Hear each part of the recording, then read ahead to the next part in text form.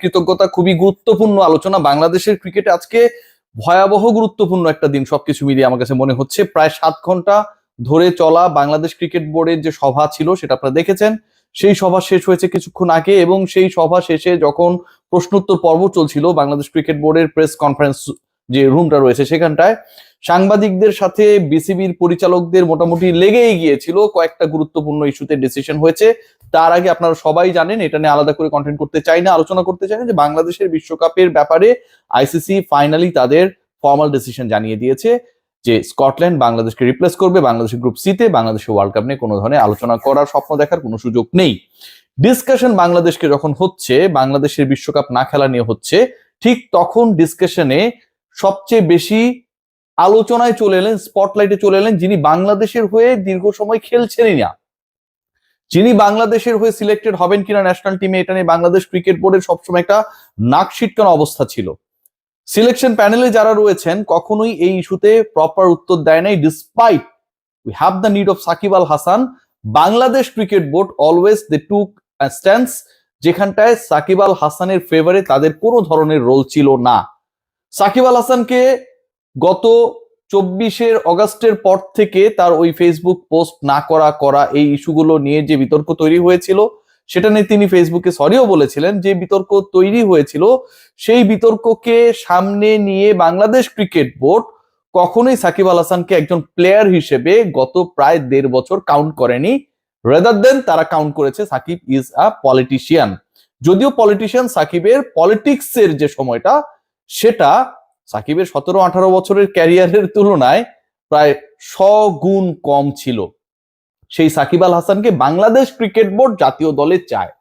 সাকিব আল হাসানকে Bangladesh cricket board জাতীয় দলে চায় না, শুধু সাকিব আল হাসানের সাথে বাংলাদেশ ক্রিকেট বোর্ড চুক্তি, মানে ক্রিকেটারদের যে কন্ট্রাক্ট, বিভিন্ন ABCD ক্যাটাগরি, তাসকিন আহমেদ যে ক্যাটাগরিতে রয়েছেন, মাস গেলেই 10 লাখ টাকা সবশেষ যে বছর গেছে সেখানটায় পেয়েছেন, সেই ক্যাটাগরিতে সাকিব আল হাসানকে বাংলাদেশ ক্রিকেট বোর্ড চায়।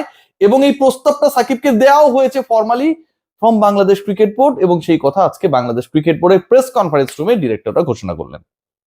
যেই সাকিবকে নিয়ে তাদের এত ধরনের আলোচনা, এতবার সাংবাদিকরা প্রশ্ন করার পরেও সাকিব ইস্যুতে স্টান্স নিতে বাংলাদেশ ক্রিকেট বোর্ডের মেরুদণ্ড কখনো সোজা ছিল না।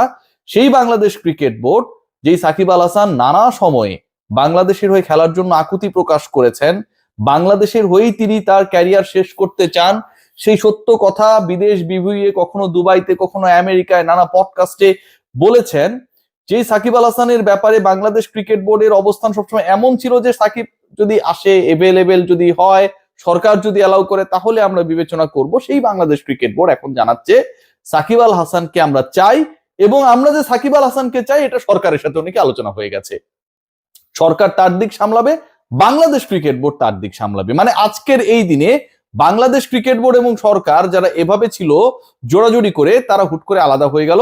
বাংলাদেশ ক্রিকেট বোর্ড একটা অটোনোমাস বডি হিসেবে প্রমাণ করার চেষ্টায়, আপ্রাণ প্রমাণ করার চেষ্টায় ব্যস্ত যে সাকিবকে আমরা ক্রিকেটার হিসেবে ফিল করছি, তাকে চাই, তাকে চুক্তিতে রাখতে চাই।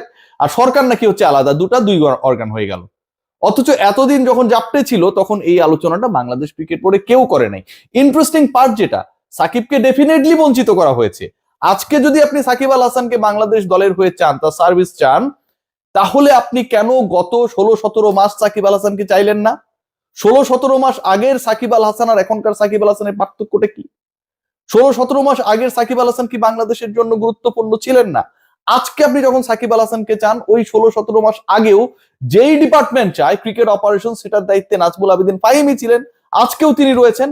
তাহলে তার জীবন থেকে এই যে সময়টা নিয়ে নেওয়া হলো, সাকিবের জীবন থেকে তার ক্যারিয়ারের পরন্ত বেলায় এই সময়টা যে নিয়ে নেওয়া হলো, নষ্ট করা হলো, তাকে যে বঞ্চিত করা হলো, এটার উত্তর কে দেবে? আপনি আগে চাইলেন না, গত 1-1.5 বছরে চাইলেন না, আজকে আপনি চাচ্ছেন সাকিবকে আপনার দরকার। সাকিবের জীবনে বাংলাদেশের জার্সিতে, লাল সবুজের জার্সিতে খেলার ওই পিছনের সময়টা কেউ ফিরিয়ে দিতে পারবেন? Bangladesh cricket board at it's best on hypocrisy. আমার কাছে যেটা মনে হয় যে সাকিব কেন্দ্রিক এই ডিসিশনটা যতটুকু না মন থেকে, তার থেকে বাংলাদেশ ক্রিকেট বোর্ডের স্টানবাজি। দেখুন, আজকে একজন ডিরেক্টর পদত্যাগ করেছেন, ইশতিয়াক সাদেক ভাই। I pay my full respect from heart.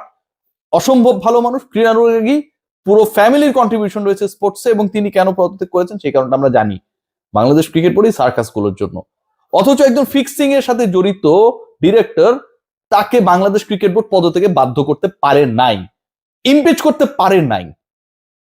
সেই বাংলাদেশ ক্রিকেট বোর্ড বিশ্বকাপের ইস্যু নিয়ে যখন মোটামুটি একটা টালমাটাল অবস্থায় আইসিসির প্রেসারে, তখন সাকিবকে আমরা আবার বাংলাদেশে চাই, এই যে একটা পপুলিস্ট অপিনিয়নকে স্টাবলিশ করার মাধ্যমে তারা তাদের দায় মোচনের চেষ্টা করছে। সাকিবকে সামনে এনে, সাকিবকে লেভেলিং করে, সাকিবকে সামনে এনে বাংলাদেশ ক্রিকেট বোর্ড তাদের ব্যর্থতাগুলোকে জাস্ট ওভারকাম করার চেষ্টা করছে। সবার ফোকাস এখন সাকিবে। বাংলাদেশ ক্রিকেট বোর্ডের একজন ডিরেক্টর যে ফিক্সিং এ জড়িত, বাংলাদেশ ক্রিকেট বোর্ডের যে ডোমেস্টিক টুর্নামেন্ট গুলো বন্ধ, সেখান থেকে সবার দৃষ্টিভঙ্গি সরে যাবে, আইসিসি রেভিনিউ পাবে না, সবার দৃষ্টিভঙ্গি সরে যাবে, সবাই সাকিব সাকিব করবে। এবং মানুষ কি চায়, ক্রিকেট বোর্ড সেই নামটা বুঝতে পেরে আজকে সাকিবের আলোচনা নিয়ে এসেছে। যদি সেটাই হয়, আজকে যে আপনারা সাকিবের আলোচনা নিয়ে আসলেন, সাকিবকে ব্যবহার করলেন, আপনারা গত 15 মাস 16 মাসে কেন এই স্ট্যান্সটা নিলেন না? নতুন বোর্ড আপনারা দাবি করছেন, আসিফ আকবর দাবি করছেন, কিন্তু পুরনো নাজমুল আবেদিন ফাহিম তখনও তো ক্রিকেট অপারেশনস এর দায়িত্বে ছিলেন না? ইফতেখার রহমান মিঠুরা তখন ছিলেন না?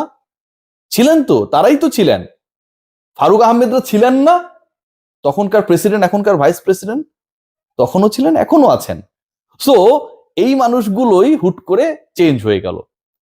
সাকিবের ইস্যুটা মানুষ খায়।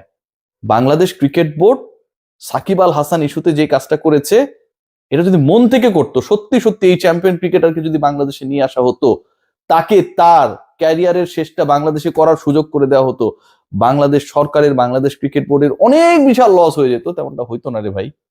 ও ক্রিকেটটাই খেলেছে। একই রকম হবে না। ঘরের প্রত্যেকটা সন্তান, পিতামাতা যতই একই রকম ভাবেই লালন পালন করার চেষ্টা করুক, কেউ একই রকম হবে না। সাকিবের মতো, মাহমুদুল্লাহ রিয়াদ তার মতো, মুশফিক তার মতো, তাসকিন তার মতো, তানজিম সাকিব তার মতো, তানজিদ তামিম তার মতো। আপনি কখনো কাউকে মেলাতে পারবেন না। পৃথিবীর কোনো কিছুই একই রকম হয় না। এটা আপনার কোনো বস্তু না যে আপনি কপি বানালেন। এটা আপনার কেক না, যেই সাইজে ডায়াসের মধ্যে দিলেন সেটাই হয়ে গেল। মানুষ তো রে ভাই।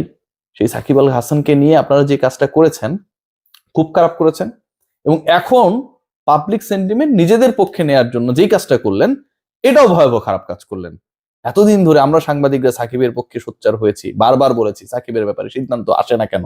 বাংলাদেশ ক্রিকেট বোর্ড স্বাধীন সংস্থা, তারা কেন সরকার কি বলে সেটার উপর বেশি ডিপেন্ড করছে। সেই জায়গায় আপনারা কখনো কোনো প্রপার ডিসিশন নেন নাই। সাকিবের বিরুদ্ধে মার্ডার কেসের যে মামলা করা হয়েছে, সেই মামলার ব্যাপারে অন্য কোনো ক্রিকেটারের ব্যাপারে যদি অন্য কোনো মামলা হতো, ধর নারী নির্যাতনের মামলা, বাংলাদেশ ক্রিকেট বোর্ড ইনভলভ হইতো না? হইতো তো। সাকিবের ব্যাপারে যে মামলা হয়েছে, এখন যিনি যুব ক্রীড়া উপদেষ্টা, আইন উপদেষ্টার দায়িত্বেও তিনি রয়েছেন, তিনিই তো বলেছেন যে এই মামলার মেরিট নেই। এখন থেকে 1 বছর 1.5 বছর আগে বাংলাদেশ ক্রিকেট বোর্ড কি রোল প্লে করেছে? They did nothing. সেই বাংলাদেশ ক্রিকেট বোর্ডে আজকে তাদের যখন ডিফেমেশন চলছে, তারা যখন নানাভাবে অস্তিত্বের সংকটে, ডিরেক্টররা যখন পদত্যাগ করছে, ফিক্সাররা যখন বোর্ডে থেকে যাচ্ছে, ঠিক তখন ইমেজ ঠিক করার জন্য মার্কেটে ছেড়ে দিলেন উই নিড সাকিব আল হাসান। সাকিবকে আমরা চুক্তিতে রাখবো। ভাই সাকিবকে চুক্তিতে রাখেন, ভালো কথা। সাকিবের গত 15-16 মাসে আপনারা নষ্ট করেছেন, সেই অধিকার বিসিবি আপনাকে কে দিয়েছে?